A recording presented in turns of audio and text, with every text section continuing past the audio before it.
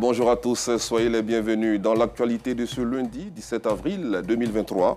D'abord en Côte d'Ivoire, le dossier de la rédaction s'intéresse à la raison de la ruée vers les villages pendant la fête de Pâques.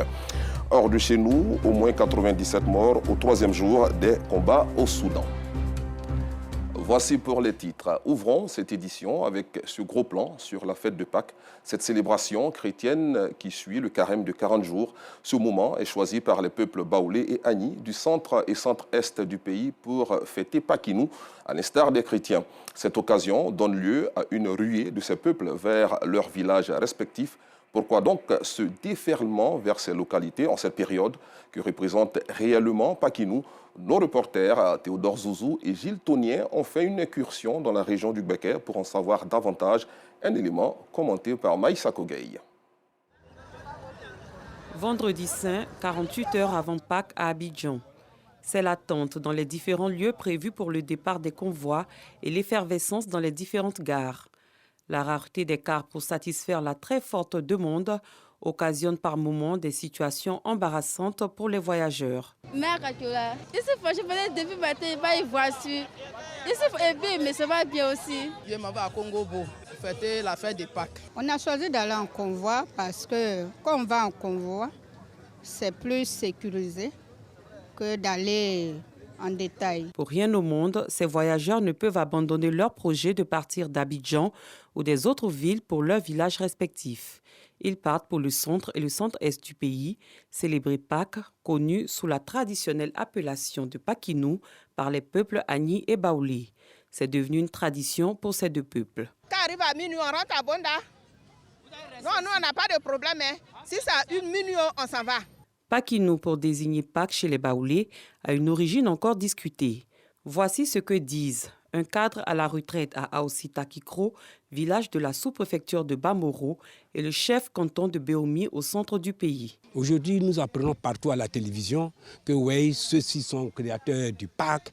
Mais si j'ai bonne mémoire, je peux dire que ce village-là était le premier créateur du Pakinou, en 1975. Dans les années 73, etc., qu'on a commencé à fêter Pâques. C'est Béomi village, à travers une association que nous avons qu'on appelle le Club Gbangbo. Le chef canton Glo Mamelan affirme que son géniteur est l'initiateur de Pakinou. Ceux de la Basse-Côte qui viennent au village avec leurs enfants pour connaître ceux qui sont ici, ceux de la diaspora en ville qui viennent aussi pour faire connaissance avec leurs parents qui sont en Basse-Côte, afin que nous puissions nous retrouver dans la gaieté, dans la joie. En 1970, mon père a occasionné cette fraternité pour que nous puissions faire une grande fête au niveau de Diabo sous ce manguier même. Comme Pâques qui dit, c'est un concept aussi de l'origine de la Pâques en pays baoulé, surtout à Diabo. Un notable donne les raisons de cette initiative de Nana Kwasi Baté. Baté est une personne qui avait de l'avance sur son époque. Il avait, par le passé, par rapport aux ressources dont il avait besoin, envoyer ses enfants en Basse-Côte. Et à un moment donné, les travaux ici, ils n'avaient pas de ressources pour faire. Donc il fallait les rassembler.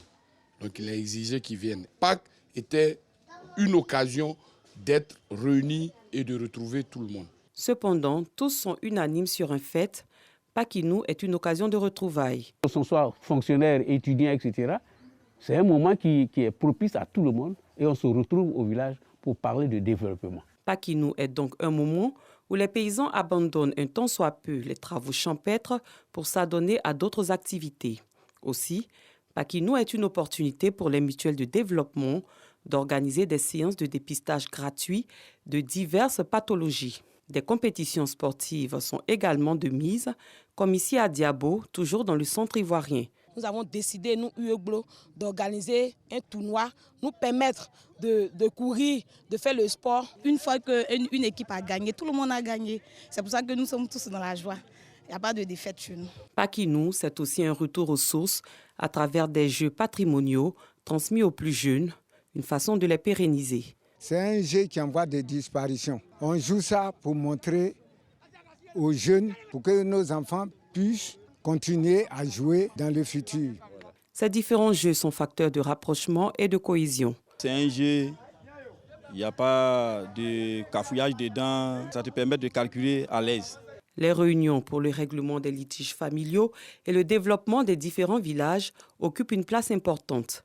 Des projets pour l'amélioration du cadre et des conditions de vie des populations sont définis de façon consensuelle, de même que les stratégies pour leur réalisation. Quant aux soirées, elles sont chaudes, inoubliables, avec des danses sorties du riche patrimoine baoulé.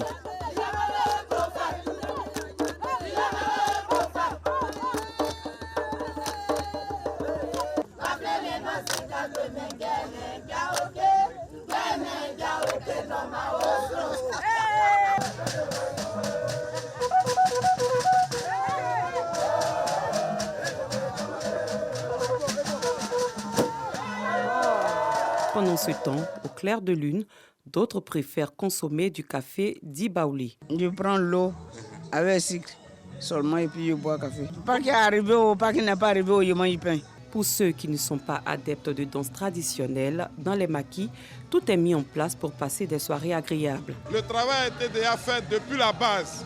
Maintenant, nous, on ne fait qu'apporter des artistes, organiser des petits jeux, des petites compétitions. Des visiteurs ou parfois des curieux se mêlent à cette atmosphère de fête pour connaître la raison de cette ruée des populations du centre vers leur village d'origine. J'ai été surpris, je peux dire, de l'enthousiasme de ce monde dans ce village.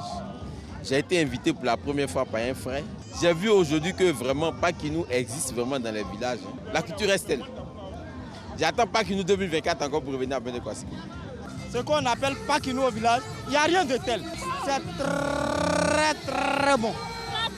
Je suis très content. Au-delà des retrouvailles, Pakinou est l'astuce toute trouvée par le peuple baoulé pour apporter un mieux-être dans les différentes localités. Dans l'actualité nationale également, l'esclavage existe toujours et plusieurs enfants en sont victimes. Dans le monde et même en Côte d'Ivoire, dans la commune d'Adjamé, il est impossible de sillonner les voies et rues sans voir des mineurs exercer des métiers d'apprentis de véhicules en commun, de vendeurs d'eau glacée, des activités qu'ils exercent souvent de gré ou de force pour subvenir aux charges de leur famille. Face à cette pratique déshumanisante, des voix s'élèvent pour condamner ce phénomène en cette journée mondiale de lutte contre l'esclavage des enfants. Un reportage de Justin Kwasi, commenté par Maï Sakogei. Aboubakar Fofana, âgé de 15 ans, exerce le métier d'apprenti dans ce véhicule de transport en commun, communément appelé Gbaka. Ces journées sont pénibles.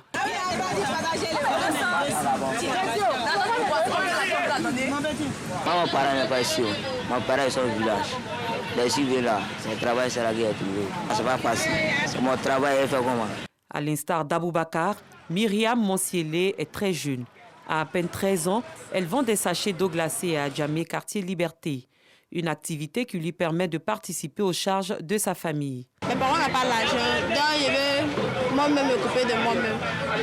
Je vais avoir un petit jeton sur moi. Je vais 9h, je finis à 18h. S'il y a quelque chose qui manque à la maison, je paye. Un peu plus loin, Frankwao et ses frères vendent de la tiéké et du placali pour leur mère sur cette voie où la circulation est de plus en plus dense. Il n'y a pas d'argent pour nous nourrir. C'est à cause de ça qu'on a été dit non, mais avant des marchandises. Et pourtant, selon la déclaration de 1898 de l'Organisation internationale du travail OIT sur les principes et droits fondamentaux au travail, les États membres ont l'obligation de respecter, de promouvoir et de réaliser le principe concernant toute forme de travail forcé ou obligatoire. En Côte d'Ivoire, pour marquer la journée mondiale contre l'esclavage des enfants célébrée le 16 avril, des voix s'élèvent pour dénoncer ce phénomène. Normalement, quand tu es petit, tu dois aller à l'école pour être instruit. Maintenant, bon, nous, ce qu'on remarque, c'est qu'on voit beaucoup d'enfants à 7 ans, 6 ans qui se promènent sur la route pour vendre de l'eau. C'est pas bien. Je condamne le fait que l'enfant doit aller souffrir pour avoir de quoi manger, puisque c'est le parent en réalité qui est habilité à prendre soin de l'enfant, jusqu'à un certain âge. Le seul travail que l'enfant doit faire, c'est aller à l'école. Le phénomène du travail des enfants est de plus en plus récurrent dans le monde. Cette pratique prive les enfants de leurs droits fondamentaux.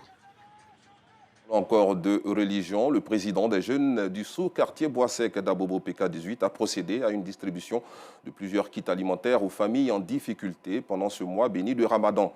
Un acte de générosité dédié à la première magistrate de la commune d'Abobo. Objectif, manifester un élan de solidarité afin de renforcer les liens de fraternité et du vivre ensemble. Voici le compte-rendu de notre équipe de reportage.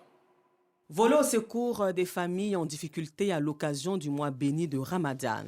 C'est tout le sens de l'élan de solidarité d'Aboudraman Ouattara, président des jeunes du sous-quartier Bois-Sec d'Abobo PK18. Un geste d'entraide posé au nom de Kandia Kamara, maire de la commune d'Abobo. Chaque année, nous pensons un peu avec ce que Dieu nous a donné comme le peu que nous avons, de pouvoir penser un peu, n'est-ce pas, aux familles démunies de notre quartier. Et nous prions Dieu pour que les années à venir encore nous puissions faire plus que ça. Une initiative encouragée par les bénéficiaires. On leur dit merci pour ces dons dans ce mois de carême. Ils ont bien fait de penser à nous. Si la tête de la jeunesse a pris ce tonneau par les cornes déjà en faisant ses dons dans ce mois de bénédiction, je pense que nous devons dire grand merci à cette jeunesse, que Dieu nous accorde longue vie et bonne santé. Depuis le début du mois béni de Ramadan, des âmes généreuses sensibles à la situation de précarité des familles en difficulté manifestent de plus en plus des actions de solidarité et d'entraide afin de consolider le vivre ensemble. Direction à présent Kounaïri, c'est dans la région du Béret, dans le nord de la Côte d'Ivoire, où s'est tenue une prière pour la paix. Kounaïri, localité de la région du Béret. La communauté évangélique de l'église CMA prie pour la paix et la cohésion sociale en Côte d'Ivoire. Il s'agit pour cette communauté chrétienne de contribuer au maintien d'un climat de paix dans le pays. Occasion pour les fidèles de célébrer la première convention de la dite église afin de recueillir des fonds pour la construction du logement du pasteur. Chaque habitant a reçu de la part de Dieu une mission, un rôle important à jouer pour la cohésion sociale. Si chacun joue son rôle, si chacun fait pleinement ce que Dieu lui demande de faire, notre nation va prospérer, notre nation va être bâtie sur le socle qui est Jésus-Christ de Nazareth. La journée de prière pour la paix de l'église CMA de Kounaïri a été suivie de dons de produits d'entretien à l'hôpital général et à la maternité de la localité. Une initiative appréciée par le maire de la commune. Nous sommes heureux que l'église CMA, qui en plus a vocation spirituelle et morale, et son implication dans la cohésion sociale, en plus de tout cela, a fait un don d'un matériel très important dans le cadre de la salubrité de l'assainissement de l'hôpital. On ne peut que leur dire merci. L'église CMA de Kounaïri entend mener d'autres actions de solidarité afin de mener à bien la mission d'évangélisation. À l'instant, un reportage de Kader Sogodogo de RTI Boaké. À l'international, une centaine de civils ont été tués au Soudan où tirs et explosions secouent la capitale sans arrêt depuis 3 jours. À l'origine de ces combats, la rivalité entre 2 généraux, Abdel Fattah al-Burhan à la tête du pays et Mohamed Hamdan Daglo à la tête de la milice FSR. Les 2 hommes avaient évincé ensemble les civils du pouvoir lors du putsch d'octobre 2021 avant de retourner leurs armes l'un contre l'autre samedi matin. Dans l'actualité internationale également, proche de l'opposant de premier plan Boris Nemtsov, assassiné en 2015, Vladimir Kara-Murza était l'un des derniers critiques du Kremlin à ne pas être derrière les barreaux ou exilé à l'étranger. À l'issue d'un procès à huis clos, le tribunal a annoncé qu'il le reconnaissait coupable de haute trahison, de diffusion de fausses informations sur l'armée russe et de travail illégal pour une organisation indésirable. Allez, fin de cette édition. Merci de l'avoir suivi. L'info revient à 19h30 sur RTI2.